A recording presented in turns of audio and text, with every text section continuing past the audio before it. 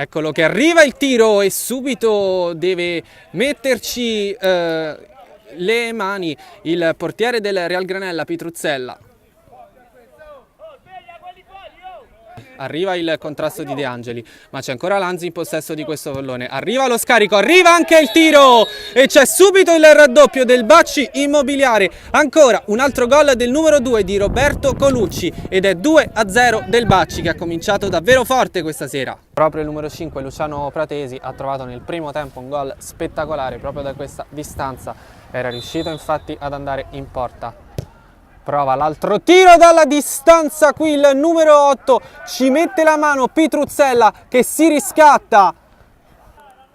3 gli uomini in barriera, questi quelli che ha voluto Pitruzzella e c'è il gol. Faceva bene a temere il portiere del Real Granella il gol, perché effettivamente il gol è arrivato, un gol spettacolare dalla distanza, il 7-3 del Bacci Immobiliare.